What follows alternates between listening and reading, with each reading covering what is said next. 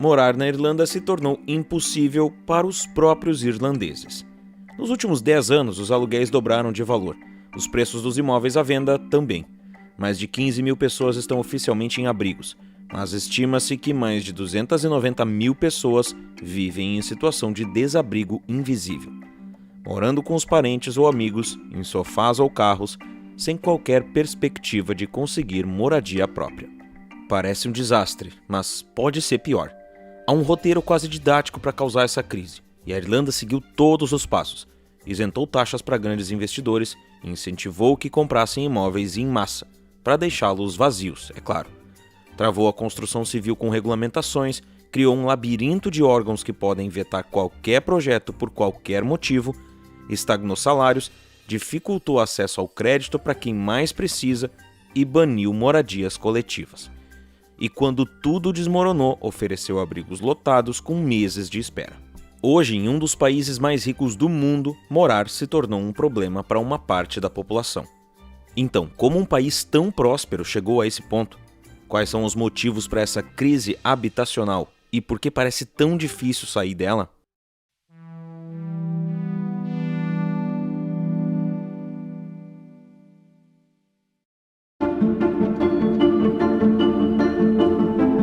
A história da Irlanda é marcada por pobreza, fome e conflitos sobre quem é o dono de cada pedaço de terra. Durante a época das colonizações, a maior parte das terras da Irlanda foi tomada pela coroa britânica e entregue a lordes protestantes. Os irlandeses foram subjugados por serem católicos e tinham que pagar aluguel para a corte como inquilinos da própria terra. Essa desigualdade explodiu com a Grande Fome de 1845. A principal safra do país, a batata, foi dizimada por um fungo e milhões morreram ou migraram. E piorou com outra crise de fome em 1879. Para ter uma ideia do impacto disso, a população era de 8 milhões em 1845. Em 1901 já estava reduzida a 4,4 milhões. Quem ficou sem comida e sem apoio dos donos de terra se revoltou. No momento onde começavam a surgir partidos políticos e a onda democrática, surgiu um movimento com o lema Terra para o Povo. A pressão dos fazendeiros funcionou. Em 1881 foi criada a Land Commission, que permitia aos inquilinos comprar aos poucos as terras que cultivavam usando o próprio valor do aluguel. Foi um marco, mas ainda longe do fim. Em 1921 veio o tratado que dividiu a ilha em dois. Nasceu ao sul a República da Irlanda e ao norte uma região ligada ao Reino Unido, a Irlanda do Norte.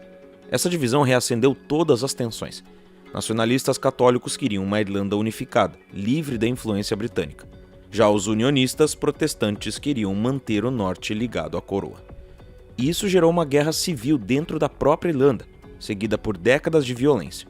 O grupo mais conhecido foi o RIA, o Exército Republicano Irlandês, que lutava para reunificar a ilha. No meio disso tudo, muita gente perdeu suas casas ou foi deslocada à força. A República da Irlanda recorreu novamente à Land Commission para redistribuir terras desocupadas e criou os primeiros auxílios para a compra de terrenos. Mas o processo foi secreto e até hoje não se sabe exatamente quem se beneficiou. E ainda havia outro problema, o costume medieval do gavelkind, que dividia as terras como herança entre os filhos homens. Com o passar das gerações, isso foi tornando os lotes tão pequenos que não dava mais sustento, numa época em que a maioria dependia da agricultura para sobreviver. Após a guerra começou mais uma onda de migração, agora com o paradoxo.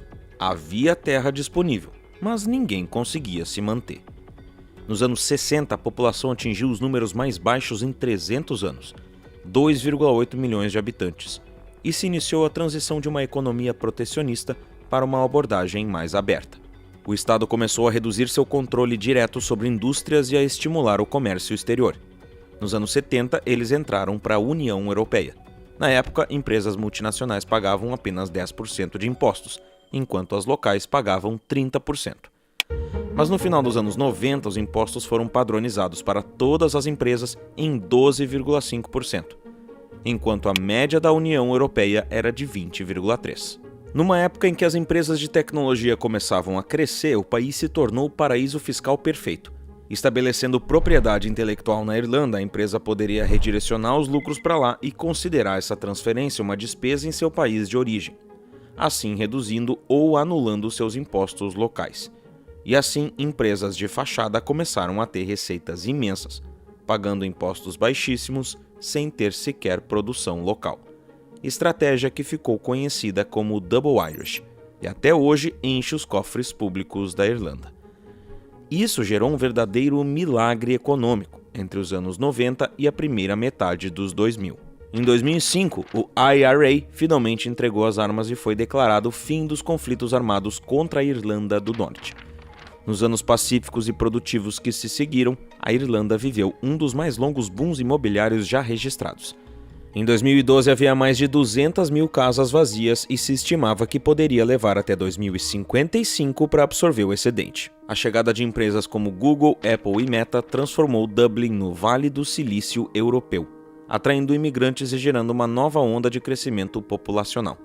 Com salários muito acima da média nacional, os profissionais estrangeiros contratados por essas gigantes da tecnologia passaram a disputar os imóveis disponíveis nos centros urbanos, vencendo facilmente os moradores locais na corrida por aluguéis cada vez mais caros. Foi nesse cenário que, em 2013, os pensionatos foram banidos, sob o argumento de que ninguém deveria viver em uma moradia sem banheiro privativo. A intenção era melhorar o padrão das acomodações disponíveis no mercado, mas a medida eliminou opções acessíveis para estudantes e trabalhadores de baixa renda. Em 2020, os chamados co-livings também foram proibidos sob justificativa sanitária durante a pandemia. Eles eram empreendimentos mais gourmetizados, populares entre jovens e nômades digitais, tendo quartos com banheiro privativo, mas com cozinha compartilhada. Enquanto isso, imóveis adquiridos por fundos de investimentos durante o boom foram mantidos fechados de propósito, reduzindo artificialmente a oferta e contribuindo para o aumento dos aluguéis que cresceram em média 7% ao ano. O crescimento do Airbnb agravou ainda mais o quadro, transformando residências em hotéis de curta duração. O contraste é evidente. Atualmente, por volta de 2.000 propriedades estão disponíveis para aluguel tradicional, enquanto quase 20 mil estão anunciadas no Airbnb. E os irlandeses enfrentam aluguéis subindo 7% ao ano com o euro, uma moeda relativamente estável. Imagine se, além disso, a própria moeda estivesse perdendo valor, como acontece com o real brasileiro. É por isso que eu uso e recomendo a Nomad, a patrocinadora desse vídeo. Quando comecei a parceria com eles no início de 2024, o dólar valia R$ 4,91 e no mesmo ano chegou a quase R$ 6,20. Mesmo com a queda recente para R$ 5,43, isso ainda representa uma desvalorização de 10% do real em pouco mais de um ano. A gente vai se acostumando com esses valores do dólar. Assim como a gente se acostumou com ele a mais de R$ 3,00 em 2015, agora a gente já se acostumou com ele a mais de R$ 5,00. E mais ali na frente o que vai acontecer? A gente vai se acostumar com ele a mais de R$ 6,00. Por isso você precisa diversificar seu dinheiro e ter pelo menos parte dele em dólar.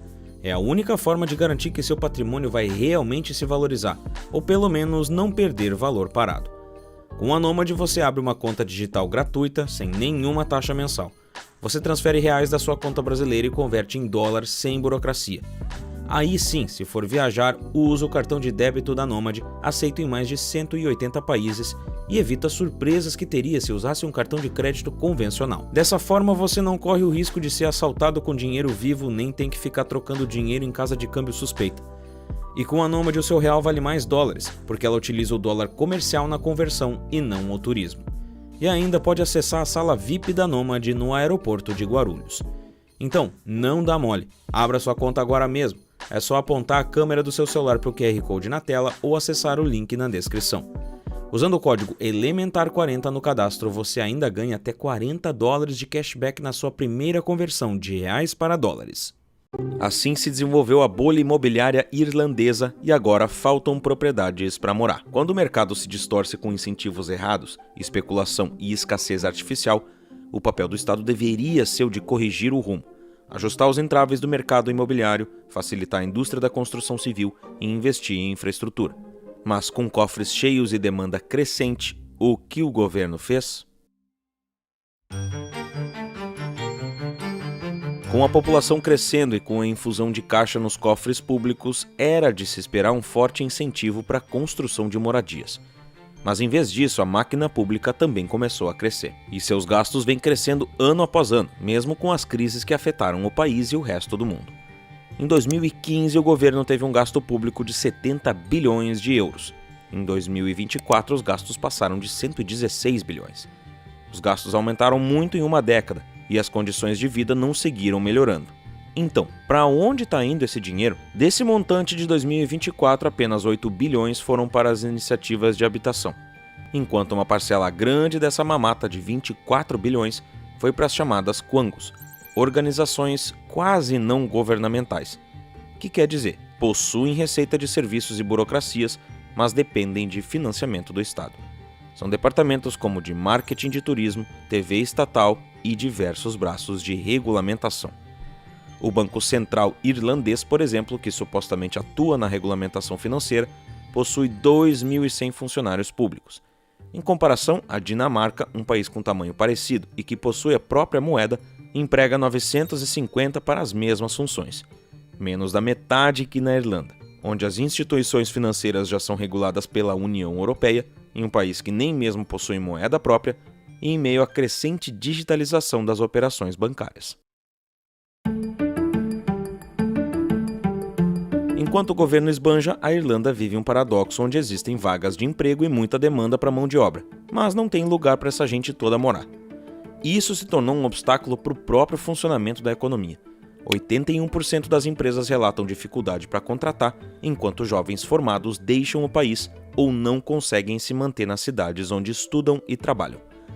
O problema é claro: a oferta de moradias não acompanhou o crescimento da população e os desafios relacionados à disponibilidade e acessibilidade da habitação afetam tanto o bem-estar de determinados segmentos da sociedade quanto a competitividade da economia, disse o economista Álvaro Pereira, chefe da Organização para a Cooperação e Desenvolvimento Econômico. Diante desse cenário, o governo admitiu o problema. Em 2024, anunciou a meta de construir em média 50.500 casas por ano entre 2025 e 2030. Reconhecendo um déficit habitacional de pelo menos 250 mil residências. Esse número é coerente com as estimativas do Instituto Simon, que sugere que cerca de 290 mil pessoas vivem hoje em situação de desabrigo invisível, ainda que os dados oficiais considerem sem teto apenas os 15 mil em abrigos e os 45 mil em listas de espera. E por trás desses dados econômicos frios estão as vidas que seguem em suspenso, como a do casal Jordan e Jonathan e sua filha Delilah, de 1 ano. Enfrentando problemas de saúde e desemprego, passaram 10 meses morando no carro e dormindo de favor na casa de conhecidos, sem segurança, alimentação adequada ou estabilidade emocional. 10 meses no carro com um bebê. E ao buscarem ajuda, ouviram que não eram prioridade. Como aponta Elisha Ferri, chefe de operações do Instituto Simon, isso cria lacunas significativas nas definições atuais de desabrigo. Expandir esse conceito é essencial para proteger pessoas em situação de insegurança habitacional, que hoje são invisíveis para o sistema. Graças à atuação do vereador Conor Reddy, a família foi enfim alocada em uma residência emergencial, mas estão longe de ser exceção. Justin, um assistente social que trabalhava justamente em um desses abrigos, também acabou em situação de rua. A ironia é que ele aparece em um documentário da DW mostrando que os próprios abrigos públicos seguem o modelo dos empreendimentos que o governo proibiu, pequenos, lotados, com banheiro e cozinha compartilhados. Tudo isso sem contar a recepção de refugiados. Entre 2022 e 2024, a Irlanda recebeu mais de 100 mil refugiados vindos da guerra da Ucrânia. Hotéis foram convertidos em alojamentos temporários e acampamentos modulares foram construídos, sobrecarregando cidades pequenas e provocando protestos violentos, inclusive incêndios criminosos em prédios que receberam imigrantes. É difícil acreditar que tudo isso acontece no país que atualmente tem o 4º maior PIB per capita do mundo e 2º maior da União Europeia. A Irlanda é no papel uma das nações mais ricas do mundo, mas na realidade, uma boa parte da sua população não consegue sequer um lugar para viver. Diante de um cenário tão desigual, o mínimo que se espera são medidas à altura do problema. Mas o que está sendo feito?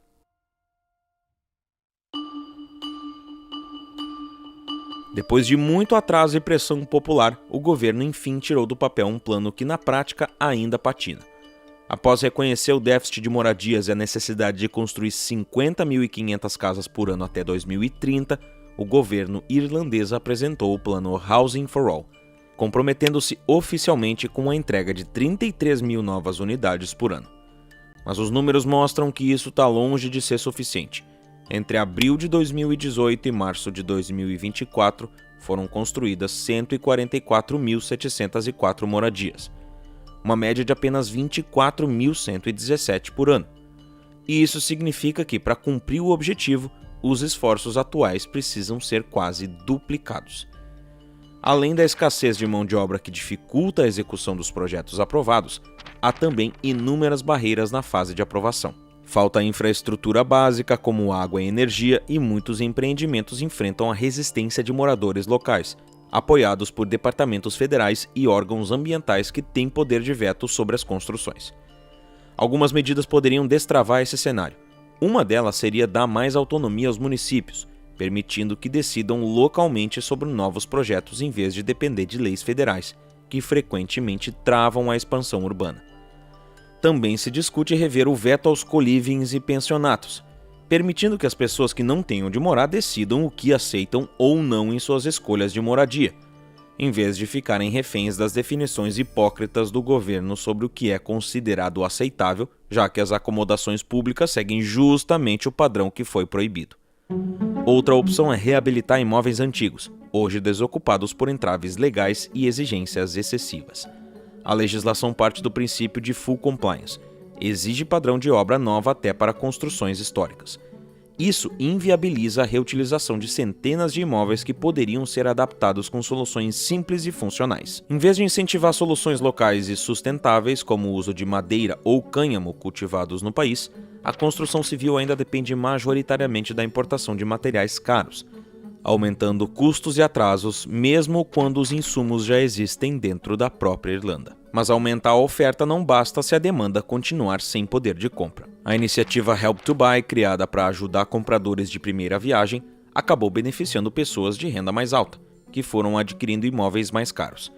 Segundo análises, a política provavelmente contribuiu para o aumento dos preços, justamente o efeito oposto ao desejado. Já a iniciativa Housing Assistance Payment, uma assistência para o pagamento de aluguéis, não conseguiu ajudar. À medida que os aluguéis continuam a disparar, os limites da assistência não acompanharam esse aumento e as pessoas necessitadas não conseguem o valor necessário. Uma tentativa de conter esse aumento foi o controle de aluguéis, implementado em 2016. A proposta era proteger inquilinos dos custos crescentes e ganhar tempo para que a oferta se equilibrasse. Mas novamente o tiro saiu pela culatra. Desenvolvedores alegam que os controles, somados ao aumento dos juros, asfixiaram a construção de novos imóveis para alocação.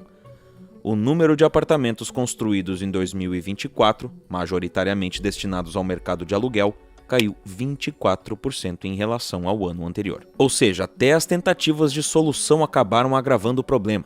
E tudo isso num país que supostamente é exemplo de sucesso econômico. Tem o maior PIB per capita da União Europeia e atrai gigantes da tecnologia com incentivos fiscais agressivos. Mas essa prosperidade tem nome: Leprechaun Economy, ou Economia do Duende. Uma mera fantasia.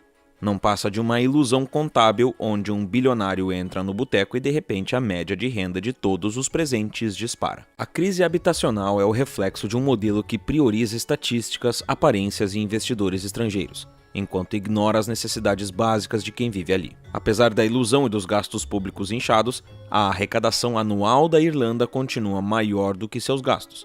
Em 2024, a arrecadação foi de 148 bilhões de euros. Sobraram 23 bilhões em seus cofres, um superávit de dar inveja. Então, não faltam recursos. No fim das contas, a crise da habitação na Irlanda mostra que não basta encher os cofres de dinheiro se ele não se transforma em soluções para os problemas da população. Uma coisa que a gente entende muito bem aqui no Brasil. E se isso acontece até em um dos países mais ricos da Europa, talvez seja a hora da gente reavaliar o que chamamos de progresso. E aí, ainda estava achando que morar na Europa é sinônimo de estabilidade? Comenta aqui abaixo se essa história da Irlanda mudou a forma como você vê esses países. E se você quer proteger seu dinheiro, não dê mole. Abra sua conta agora na Nomad apontando a câmera para o QR Code na tela ou acessando o primeiro link da descrição. No cadastro, insira o código de convidado Elementar40 para ganhar até $40 de cashback na sua primeira conversão de reais para dólares. E para entender como em Viena o aluguel custa até 60% menos que em outras capitais europeias e como a cidade consegue manter isso há mais de 100 anos sem depender da especulação, confere esse vídeo aqui que está na tela. Então aperta nele aí que eu te vejo lá em alguns segundos. Por esse vídeo é isso, um grande abraço e até mais!